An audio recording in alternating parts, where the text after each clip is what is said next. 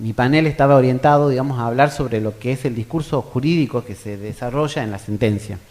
La decisión judicial, digamos, que es el fruto de la sentencia, que viene a ser la representación de fruto de esta cosa que dicta el juez, que es la sentencia, es una decisión que tiene un conjunto, un conglomerado de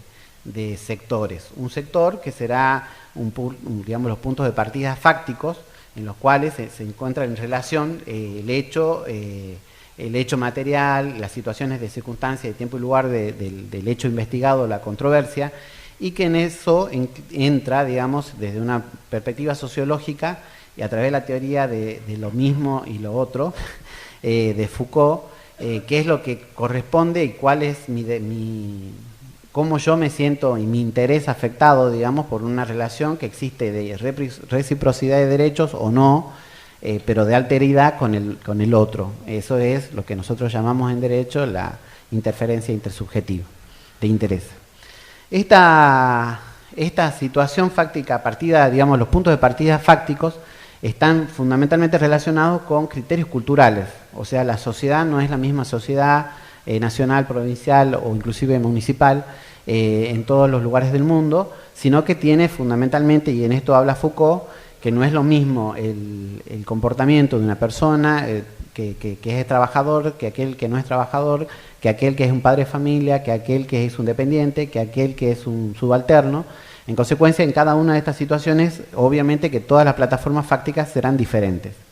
Después existen razones de tipo jurídicas.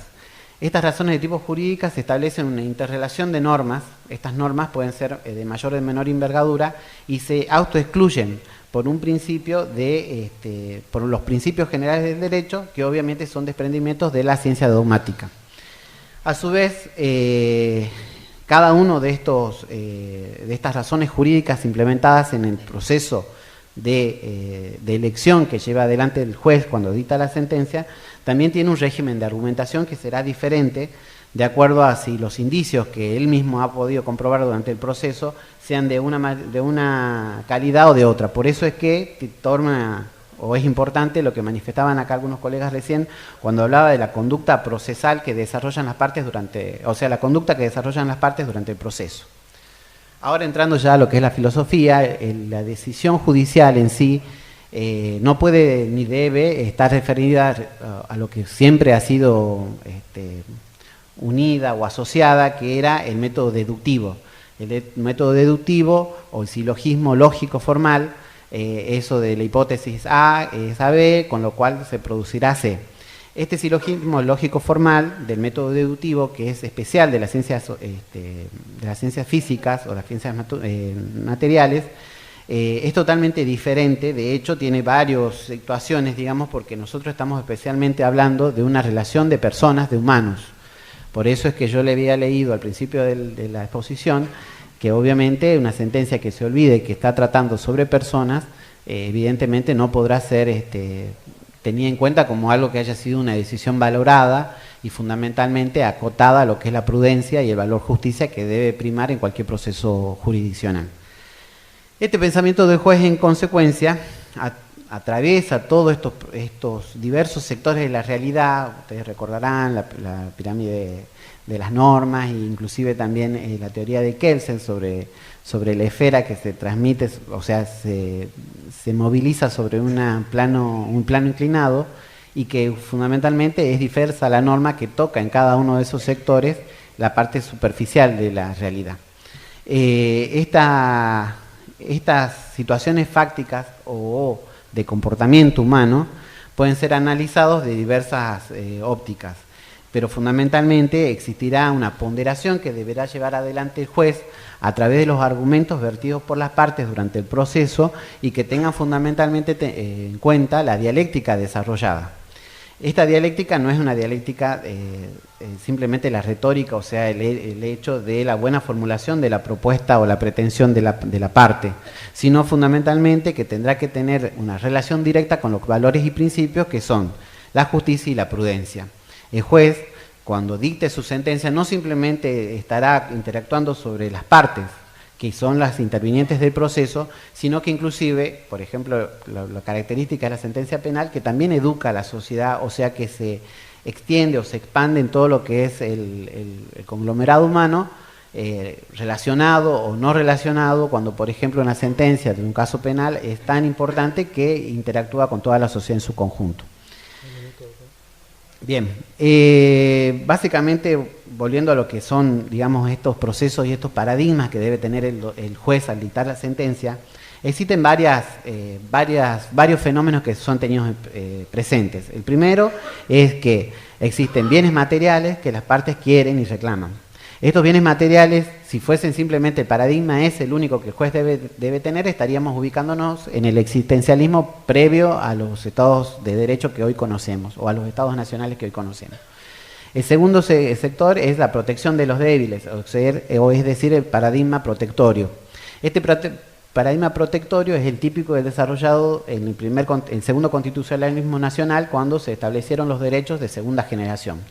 El tercer paradigma que se superpuso a los dos anteriores es el paradigma del acceso, que es el paradigma actual que nosotros tenemos, pero no es un paradigma que es único, porque en realidad lo que hablábamos esta mañana cuando hablábamos de las tecnologías, nuestra sociedad globalizada no es la misma a la de hoy que hace 20 o 30 años atrás. En consecuencia, este paradigma del acceso nivela a la sociedad en su conjunto y a los ciudadanos, quienes entienden que tienen derechos de una naturaleza que antes no tenían. Por ejemplo, los derechos al medio ambiente, al ambiente equilibrado, al buen desarrollo de su personalidad, a las horas de ocio y fundamentalmente a lo que es la preservación de su salud en cuanto se produce la interrelación con los otros, por ejemplo, el hecho de no poder fumar en los ámbitos públicos o en un medio de transporte. El paradigma que se subsiste, digamos, que es el que viene haciendo el acarreado hasta el momento, es el paradigma consecuencialista. Este paradigma es aquel, como yo le explicaba recién, que en el derecho penal las sentencias tendrán importancia o validez en cuanto sean importantes o sean tenidas presentes como un organizador de la sociedad.